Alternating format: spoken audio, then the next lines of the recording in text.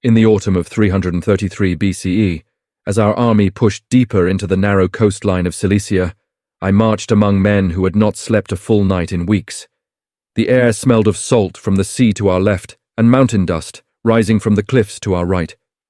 We had followed Alexander from Europe into Asia, crossing rivers that swallowed men whole, climbing passes where the wind cut skin like stone. By then I had seen enough to know that conquest was not the shining story the poets promised. It was blistered feet, empty stomachs, and the quiet dread that tomorrow might be worse. The campfires burned low as we approached Issus, their smoke mixing with the humid coastal air. Men whispered of Darius's royal family moving somewhere behind his lines. Queens, daughters, noblewomen traveling with the Persian host in wagons, heavy with silk, gold, and servants. Rumors drifted through the ranks that these women were famed for their beauty, for their political value, for their power over entire provinces. But no rumor prepared us for the truth. In war, royalty does not travel in safety. They travel in fear, and that fear grows sharper as Alexander closes in. I wrote in my journal that night that the sea looked black, like an omen. I had no idea that within days I would stand close enough to hear a captured queen's breath tremble, close enough to watch a world once held by kings collapse at our feet. By the time we left the coastline and moved into the narrow gorge leading toward Issus, the mood of the army had shifted. The wind carried a strange stillness, as if the mountains themselves were holding their breath. The path tightened until we marched single file between stone walls that rose like dark towers on either side. Horses snorted in discomfort, their hooves scraping against loose gravel. Shields clattered with each step. Even the veterans, men who had bled their way from Chaironea to Halicarnassus, walked with their jaws clenched. No one said it aloud, but we all knew the truth. We were about to face Darius III himself. Not his satraps, not his mercenaries, him, the King of Kings. And when a king brings his family to the field, it is not out of confidence. It is because he believes the sight of them will inspire his men or break us. Either way, it meant the stakes had grown heavier than any of us wished to admit. Word traveled down the column that Alexander had ridden ahead to scout the ground. Some claimed his eyes were burning with that strange fire that always appeared before a battle. A light that made even the hardest officers uneasy. Others whispered that he had already sent riders to locate the Persian royal caravan. The thought of queens and princesses caught between two armies stirred something restless among the soldiers, curiosity, greed, and a quiet, unspoken violence that always follows marching men. The weather turned colder as we pressed deeper into the pass. Moisture slid down the rock walls like sweat from a dying beast. My cloak grew heavy with damp air, and the sting of iron settled on my tongue. I remember thinking that the world felt too small for what was coming, that the gorge was not wide enough to hold two empires ready to tear each other apart. By dusk, fires flickered along the ridgeline, where our scouts perched like ghosts.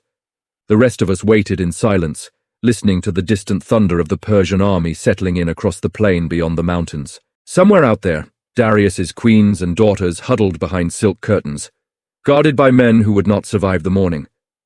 And in that darkness, I felt the first cold edge of fate cutting toward us, steady and merciless. At dawn, the gorge opened into a narrow plain, and the first thing I saw was the glint of Persian armor stretching across the field like a river of bronze. Their banners snapped in the wind, long sheets of crimson and gold rising above tens of thousands of men. The sun had barely lifted, but already the air trembled with the low rumble of drums, the kind that tighten a soldier's spine before the killing starts. Alexander rode down our line, his horse lathered with sweat, dust rising in clouds around him. He carried no shield, only his spear, held upright like a promise. When he passed me, I saw his jaw set like stone, eyes fixed on the center of the Persian host where Darius stood on a massive chariot surrounded by guards. The King of Kings looked small from where I stood, but his presence pressed on us like a weight. The order came in a sharp echo down the line, and our phalanx moved forward. The ground shook beneath thousands of feet, spears leveled, shields locked. The companions angled toward our right flank, where Alexander would make his charge. I felt sweat slipping down my neck, cold despite the rising heat, and my fingers tightened around my spear shaft until they ached. Then the first arrows fell, thin whistles before impact, like insects cutting through air. Men staggered. Shields rang with the dull thud of iron. A horse screamed, rearing until its rider fell crushed beneath it. And in that instant, the battle erupted. The Persians surged forward with a roar that swallowed the plain. We met them with the force of a wall slamming into a tide. Spears pierced flesh, shields cracked. The smell of blood rose almost instantly, warm and sharp, mixing with dust kicked up by thousands of boots. I pushed forward beside men whose faces were already smeared with dirt and sweat, hearing only the crash of bodies and the ragged shouts of officers trying to keep formation. Somewhere to my right, Alexander led the companion cavalry into the enemy line, their charge exploding like thunder across the field. I caught glimpses of their helmets flashing between clouds of dust, brief sparks of silver in a storm of chaos. The battle had begun. And within minutes, the world around me dissolved into a blur of iron, screams, and the brutal certainty that only one side would walk away from Issus alive. By the time the sun climbed high enough to burn the mist from the plain, I could feel the Persian line beginning to waver. It wasn't a sound at first, more a shift in the bodies pressing against us, the way their shields trembled, the uneven rhythm of their strikes. A soldier knows when the enemy's spirit begins to crack. It feels like a pulse fading under your grip. Then it happened. A sudden ripple tore through their ranks, spreading outward like a shiver. Men looked over their shoulders. Others hesitated before thrusting again. And then someone shouted a word that carried through the chaos like a spark thrown into dry grass. Darius is fleeing. I couldn't see him, not through the dust and the bodies and the haze of sweat burning my eyes. But the reaction told me everything. The King of Kings had abandoned the field, leaving behind the very people he was meant to protect. His mother, his wife Stateira, and his daughters. Their gilded caravan had been somewhere behind the Persian lines, heavy with jewels, and guarded by men who now scattered in every direction. The collapse came fast. One moment we fought for every step, the next the Persians were breaking apart, turning their backs, running for the foothills with terror snapping at their heels. I watched a cluster of royal guards throw down their spears and sprint toward the river, their armor catching the light like shattered glass. Behind them, the ornate tents of Darius's household rose in a haze of color, saffron, purple, and deep blue, elegant shapes trembling in the wind above the ruin of the battlefield. The air filled with the smell of dust and sweat, and beneath it all, the unmistakable stench of fear, a sour, heavy scent that clung to everything as the enemy dissolved. Horses trampled bodies, men screamed for mercy, others shouted in languages I'd never heard before, begging their gods for a passage out of this nightmare. But what drew everyone's eyes, what pulled even exhausted soldiers forward through the gore, were the royal tents. Every man understood what was inside, not gold, not treasure. People, women whose status could reshape entire kingdoms, whose capture could be worth more than any city we might burn. And as the Persian army shattered and streamed into the mountains, we moved toward those tents with a rising sense of awe and dread, knowing that whatever waited inside would not belong to the world that existed before Issus. When the last shouts of the fleeing Persians faded into the mountains, we pushed through the wreckage of their camp. Silk carpets lay trampled into the mud. Broken chests spilled jewelry into the dirt like spilled blood. The air hung heavy with smoke and the faint sweetness of crushed perfume. But all of this meant nothing compared to the single stretch of canvas rising at the center. Darius' royal pavilion, towering above the others like a palace made from cloth. I approached with a handful of men, our boots sinking into ground still warm with the heat of trampled fires. The tent guards had already thrown down their arms. One knelt, with his forehead pressed to the earth, trembling so violently his armor rattled. Another whispered prayers under his breath, begging us to spare the women inside. That alone told me the truth. Whatever waited behind those curtains was something sacred to the empire we had just crushed. The flap opened as we neared. Inside, the light dimmed, filtering through layers of embroidered fabric. My eyes adjusted slowly. The first figure I saw was an elderly woman, tall and regal, even as her hands shook. Sisygambis, mother of Darius. Her face bore the marks of age and dignity, but beneath them, fear flickered like a dying flame. Beside her stood Stateira, Darius's wife, famous across the Eastern world for her beauty. Even in terror, she carried herself with a queen's composure. Her daughters hovered close, wrapped in veils of fine linen, their eyes wide, their breaths sharp and uneven. One clutched the other's wrist so tightly her knuckles had turned white. The silence in that tent felt ancient, heavy, like a mausoleum waiting for its first dead.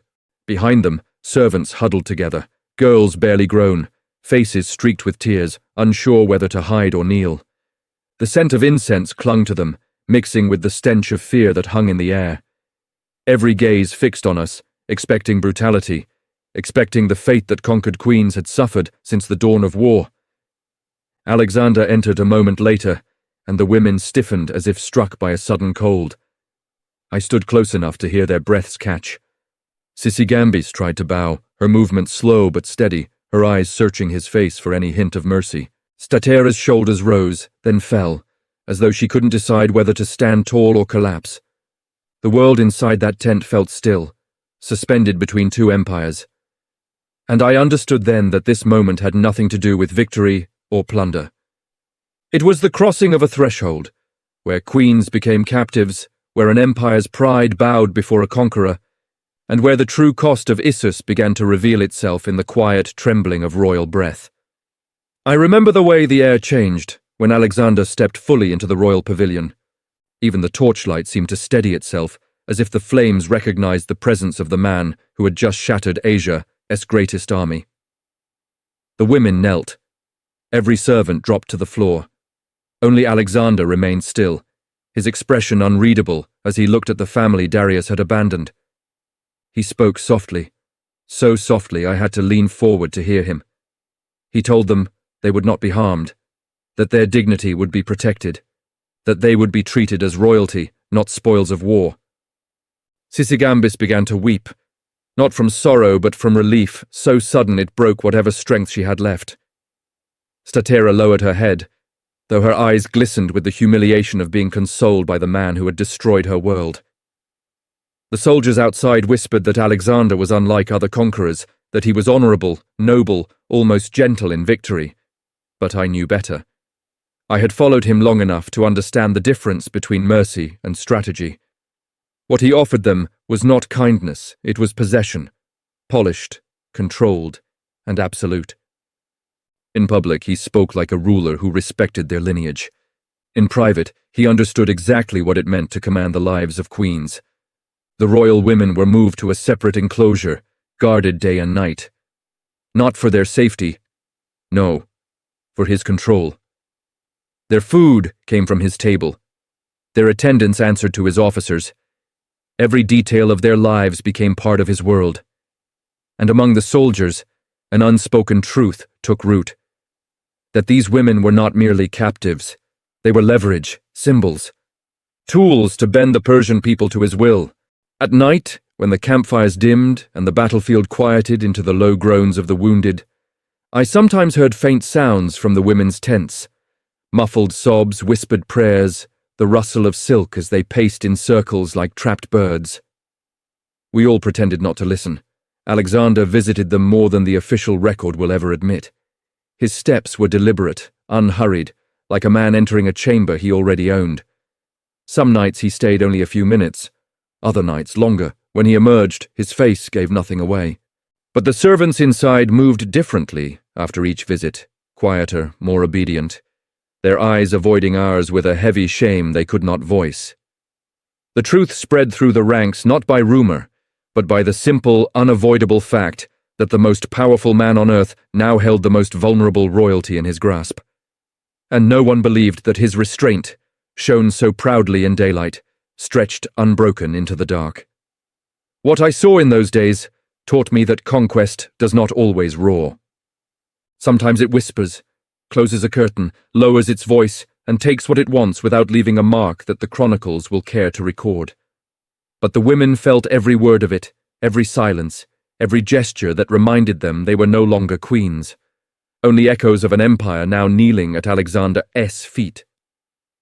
In the nights that followed Issus, the battlefield grew quiet, but the camp did not. Victory carries its own kind of noise. Boots shuffling through mud, armor being polished. men laughing too loudly to hide the tremor in their voices. But beneath all of that, another sound threaded through the darkness, faint and brittle. It came from the far end of camp, where the Persian royal enclosure had been set up behind a ring of Macedonian guards. Soft crying, hushed voices, the restless movements of people trying to sleep while knowing they were alive only because a conqueror permitted it. I passed that enclosure often, sometimes by duty, sometimes because the silence around it pulled me closer. The torchlight along the perimeter flickered against the fabric walls, casting uneasy shapes. The guards stood stiff, staring straight ahead, pretending they heard nothing. But of course they did. Everyone did. We all knew what captivity meant for women taken in war. Whether queen or servant, lineage was no armor against the truth that the victors decided everything. Inside those walls, the royal women lived in a strange limbo. They were not slaves, yet they had no freedom. They were not prisoners, yet they could not leave. Their attendants moved quietly, carrying water, folding linens, soothing the younger girls whose nerves shattered each time footsteps approached. The Persian captives understood that dignity could be protected only as long as Alexander wished it. And no one ever knew what the next sunrise would bring. Barsine came into our story then, though she had been captured months earlier in Damascus, taken with other nobles when the Persian treasury fell into our hands. I had seen her once before, a fleeting glimpse as she was escorted through the camp. Her beauty was spoken of in every tent, but it was her lineage that mattered more. Daughter of Artabazus, tied to Persia's royal bloodlines. She had grown up in the halls where Darius himself once walked.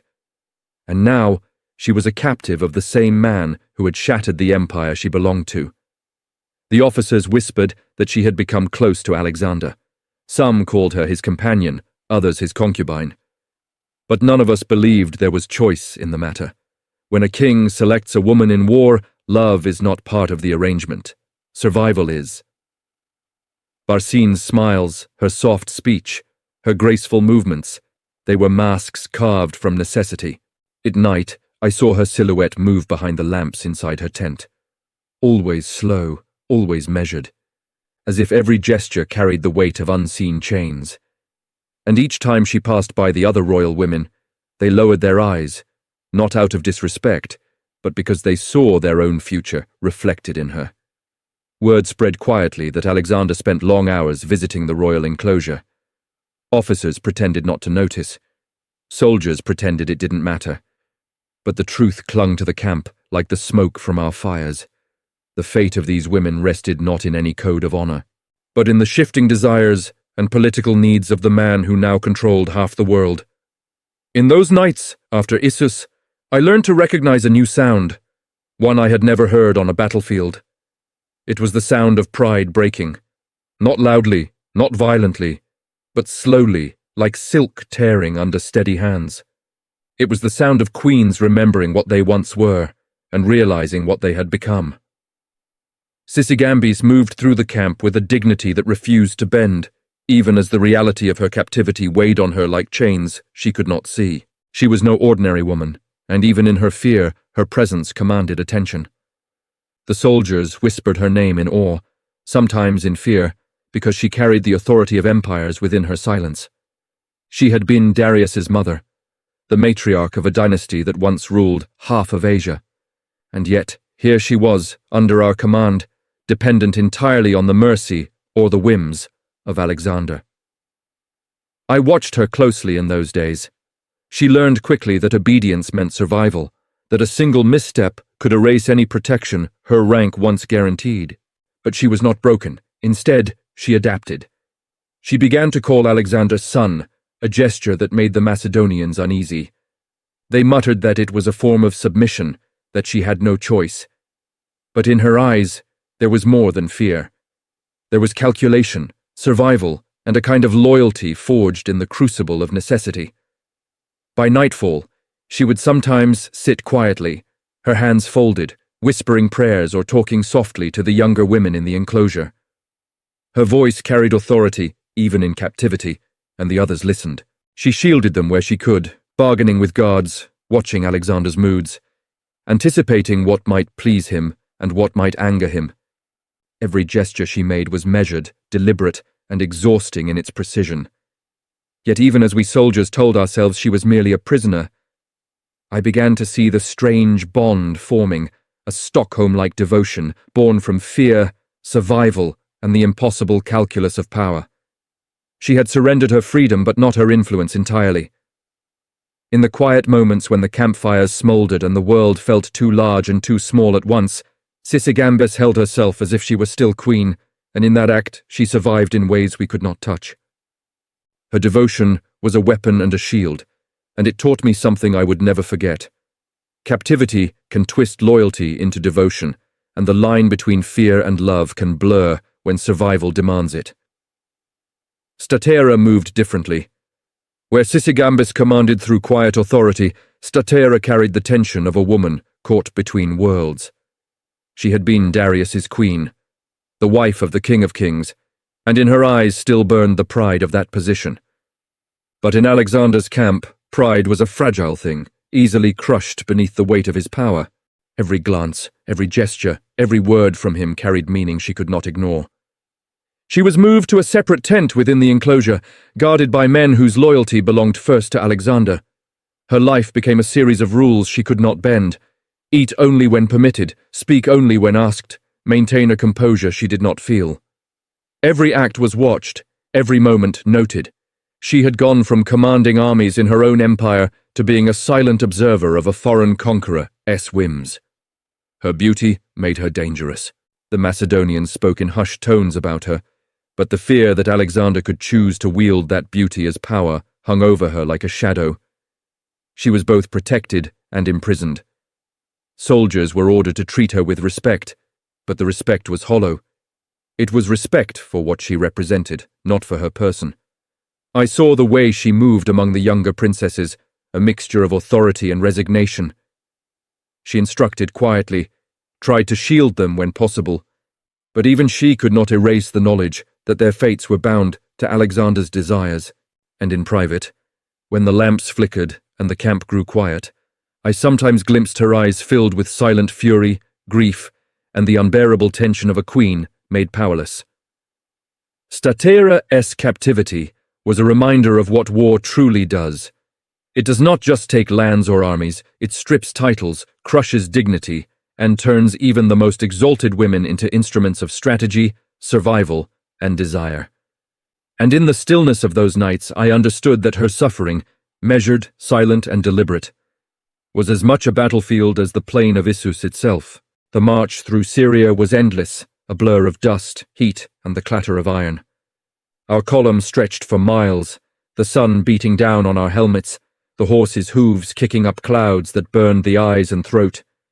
Behind us, the royal women were moved in guarded wagons, protected yet imprisoned, their every movement dictated by Alexander's orders.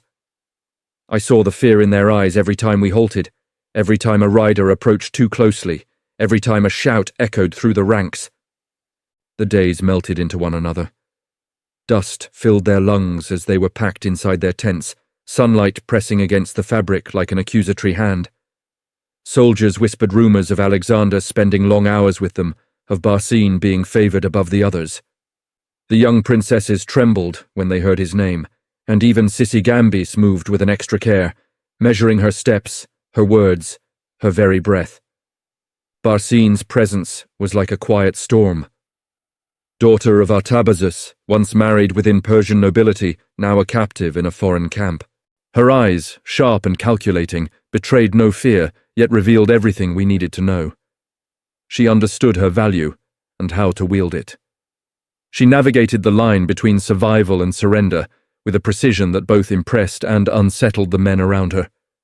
I remember watching the sun set behind the hills, the tents of the royal women glowing faintly in the dying light. They were traveling through conquered lands, yet they were prisoners in plain sight. Every mile we marched was a mile further from their world, further from their power, and closer to a fate none of them could predict. And as a soldier walking beside them, I understood the cruel reality of war. Victory is not measured only in cities taken or armies destroyed. It is measured in the lives it bends, the spirits it breaks, and the silence it imposes on those who once held kingdoms. Alexander did not act like other conquerors, and yet the lesson of power he taught was absolute.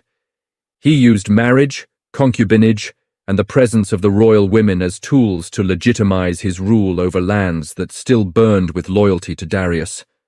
Every gesture, every smile, every private word was calculated. To us soldiers, it was clear. Nothing in his treatment of these women was innocent. It was strategy draped in charm, coercion hidden beneath civility. Barsine became central to this balance of power. She moved with elegance, carrying herself as though she had always belonged in the center of an empire. Alexander's attention followed her, and the whispers began. She would bear him a son. Her value shifted from political hostage to intimate partner, and in that shift lay the cruel truth of war. Survival now meant submission, and the line between desire and obligation blurred beyond recognition. Stateira, Sisygambis, and the younger princesses watched carefully, their every move measured against his gaze. They learned quickly that obedience was safety, and that defiance could be lethal. The older women tried to shield the younger ones where they could, but even queens could not escape the force of a man who commanded both armies and hearts. We soldiers noticed the tension, the silent hierarchy within the enclosure. Alexander's victories on the battlefield were echoed in the subtle dominion he exercised over the royal women. He had taken more than territory. He had captured influence, allegiance, and the fragile dignity of a defeated dynasty. And in the quiet of the camp, as fires burned low and the desert wind stirred the tents, it became painfully clear. In Alexander's world, power was absolute, and the women he held were proof of it. By the time we reached Egypt, the air had changed. The Nile spread out before us like a silver ribbon under the sun, its calm surface a cruel contrast to the chaos we had left behind in Asia. The camp grew quiet with awe. Soldiers paused to drink from its waters, to marvel at the flat fields and endless sky. But the royal women remained hidden, transported carefully in guarded wagons, their presence a secret within the public triumph of conquest. I remember the smell of the river mingling with the heat, the distant cries of children and merchants, and the faint scent of incense from temples that towered above the city. They could see the grandeur, the temples, the golden statues, but they could not move beyond the walls of their tents. Their world was now measured in steps dictated by guards, in eyes watching every breath, in the subtle tension that each day brought. The younger princesses clung to Sisygambis and Stateira, who walked carefully among them, shielding them with gestures that spoke of authority still intact, even if powerless. Barsine, meanwhile, had already begun to navigate her position with precision, her quiet confidence a reminder that survival demanded adaptation, and that even captivity could be wielded as influence. Every mile of this journey had stripped the women of freedom, but Alexander ensured they were visible enough to remind the Egyptians of their conqueror's power. They were trophies, yes, but living symbols of the empire's fall and of his ability to command both the battlefield and the hearts of those who had once ruled it. In the shadow of the Nile, I understood how conquest extended beyond war. It reshaped the very souls of those caught in its wake. After Gaugamela, the world seemed smaller, crushed beneath the weight of Alexander's victory. The Persian army lay scattered, their banners torn, their cries silenced by the relentless advance of our forces. Dust clung to everything, shields, horses, and men alike. The air smelled of sweat and blood, mixed with the faint, coppery tang of the fallen. Even in triumph, the battle left a taste of ash and regret. The royal women were moved with greater urgency now, guarded more closely as the Macedonian army pressed further into the heart of Persia. Their tents followed the columns, silent and impenetrable, a reminder that conquest did not end on the battlefield. They were no longer queens. They were symbols, bargaining chips, tools to cement Alexander's claim over lands that had once bowed to Darius. I watched them as we camped on the plains of Mesopotamia. Sisygambis carried herself with quiet authority, shielding the younger princesses whenever possible. Stateira's eyes were steady but haunted, a reflection of a dignity trapped inside a cage of velvet and steel. Barsine moved with the ease of someone who understood how to survive and bend power to her will, though none of us could forget that she remained a captive in a foreign camp. The contrast between the battlefield and the camp was stark. Outside, men fought for glory, for survival, for blood. Inside, the women fought a quieter war, one of patience, observation, and adaptation. Their fates were tied to Alexander's whims, their lives measured by his victories. And in that knowledge, they carried a weight heavier than any armor, heavier than any sword, heavier even than the dusted plains we had just fought to claim. It was after the Sogdian Rock campaign that Roxana entered our lives, a young woman captured from Bactria, fierce and untamed, with eyes that burned with defiance, even as fear clung to her like a second skin. She was nothing like the Persian queens we had escorted across miles of conquered lands. Her presence was raw, immediate, and impossible to ignore. Alexander became infatuated almost instantly, and it was clear to all of us that this was not a union of politics alone. I remember watching the first meeting. She did not bow, she did not weep. She stood tall, scanning the camp with sharp, suspicious eyes, as if she measured every soldier and every shadow for threat. Alexander approached slowly, speaking softly, his hand extended as though offering a choice.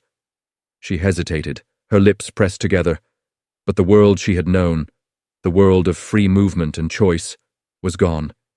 In a single moment, she became part of a complex web of power, desire, and survival. Even the other royal women sensed the shift. Stateira's daughters watched quietly, their heads lowered, understanding that Roxana's arrival altered the balance of influence in the enclosure. Barsine observed silently, calculating, aware that the young Bactrian girl's presence could challenge her own position. Sisygambis remained watchful, protective, trying to shield them all from the unpredictable force that Roxana embodied, even as she realized that Alexander's obsession would override any counsel. For the army, Roxana's beauty and defiance became another story whispered at the edges of campfires. For the women, she was a reminder that captivity could be as much about navigating personal power as it was about obedience. And for me, standing among the soldiers, I could feel the tension in the air, the quiet, electric understanding that the fates of these women had become intertwined in ways far more dangerous than any battlefield. The marriage to Roxana was sudden, almost whispered through the camp before it happened. No grand ceremony for the soldiers to witness, only a collection of tents, torchlight flickering against the walls and the soft rustle of silk as she approached Alexander. She looked fierce, yet fragile, like a flame that could either warm or consume. Alexander's eyes never left her, and in that gaze, the power of conquest and desire collided. The other royal women could feel the shift immediately. Stateira's daughters averted their eyes, whispers falling silent as jealousy and fear coiled inside their chests. Barsine's expression remained unreadable, but I could see the careful calculation in every tilt of her head, every measured movement. Even Sisygambis, usually steady and commanding, seemed to weigh each step, each word, aware that Alexander's attention was now divided, unpredictable, dangerous. The soldiers watched too, exchanging uneasy glances. We knew this was not just marriage, it was possession, strategy, and a statement. Roxana's youth and beauty were now part of Alexander's empire, her loyalty demanded by circumstances she could not alter. And yet, even in captivity, there was defiance in her posture, a spark that refused to be extinguished. That night, the camp felt smaller, more charged. Conversations stilled when her name was spoken. Guards moved with extra care, eyes flicking toward the enclosure, knowing that the balance of power had changed. Roxana had entered Alexander's world, and with her came both danger and desire. An unmistakable reminder that in the aftermath of conquest, the lives of women were never their own, but always instruments of ambition, survival, and the fragile, shifting hand of fate. And years passed, and Stateira remained a figure of quiet strength, carrying herself with the dignity of a queen, even in captivity. Alexander had shown her favor at times, treating her with the courtesy of a ruler acknowledging another ruler's worth. Yet I could see the tension beneath every movement, the constant calculation in her eyes. She understood that her safety depended not on loyalty, not on charm, but on surviving a world that had already stripped her of everything. In Babylon, as Alexander arranged his plans for political marriages to solidify his empire, Stateira's position became more precarious. She was still revered, still a symbol of Persia's fallen glory, but she was also a threat to Roxana, to the Macedonian court, to anyone whose ambition depended on controlling the narrative of succession. The tension in the royal enclosure thickened with each passing day, whispers growing sharper and every glance heavier with unspoken warning. After Alexander's death, the fragile protections she had relied upon collapsed. Power shifted violently in an instant. Roxana, desperate to secure her own son's position, acted without hesitation. Stateira, once queen, once wife of a king, was murdered, her beauty, dignity, and political significance erased in a single brutal stroke.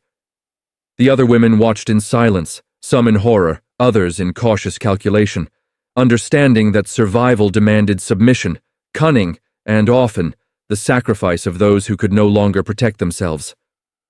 I remember walking past the enclosure that night, the air thick with the scent of oil lamps and grief. Her absence left a hollow that no one could fill. In life, she had navigated captivity with grace, balancing fear and strategy. In death, she became a lesson written in blood, that in war, in empire, and in the corridors of power, even queens could be broken, and the cruelty of men could extend far beyond the battlefield. Sisygambis never recovered from Alexander's death. The walls of Babylon, once filled with the hum of victory and order, now echoed with uncertainty and fear. She moved through the camp in silence, her steps slow, deliberate, as if measuring the weight of each footfall against the emptiness left behind. The man she had come to call son, the anchor of her precarious devotion, was gone, and with him vanished the fragile sense of security that had kept her alive all these years. I saw her refuse food, day after day, sitting behind the heavy curtains of her tent, while the world outside convulsed in power struggles and blood. Servants tried to persuade her, guards stood watch, but nothing could break her grief. It was not only sorrow, it was the collapse of a life constructed from survival, loyalty, and the intricate navigation of fear. Even her influence over the younger princesses faltered. Where once she had shielded them, now they looked to her with hesitation, sensing the inevitable descent that followed Alexander's absence.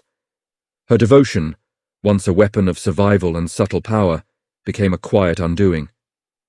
When she finally died, the camp barely whispered. There were no honors, no ceremonies, only the knowledge etched into every soldier's mind that the bonds forged in captivity could be as deadly as any sword. Sisygambis' death was a reminder that war does not end with victory, and that the women who survive the battlefield often meet their ultimate fate in the shadows of empire, not on the field of combat. Barsine's story ended in the same shadowed way that so many of the royal women's lives did. Her son, Heracles, born of Alexander's desire, became a threat long before he could walk into power. Macedonian generals whispered of the danger he represented, the potential claim he carried, and the fragile legacy of the Persian dynasty he embodied. Barsine, once a woman of influence even in captivity, could not shield him from the brutal politics that followed Alexander's death.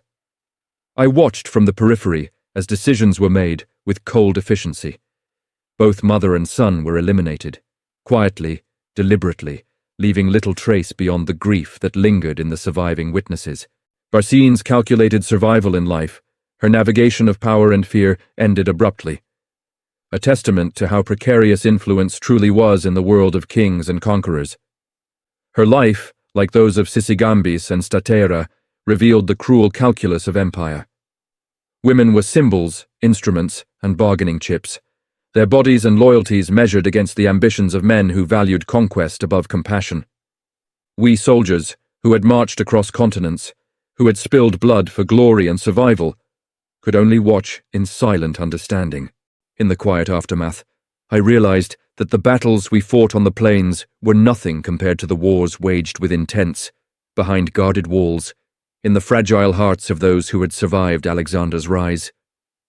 The women who endured, or failed, carried the true cost of empire, a burden history rarely measures.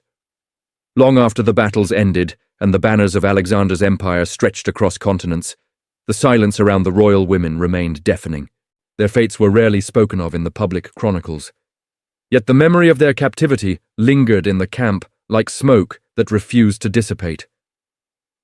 We soldiers who had witnessed Issus, Gaugamela, and the long marches through Persia and beyond carried that knowledge quietly, an unspoken truth about conquest that did not appear on the battlefield. The Persian queens, once symbols of power, became reminders of the subtle violence that accompanies victory.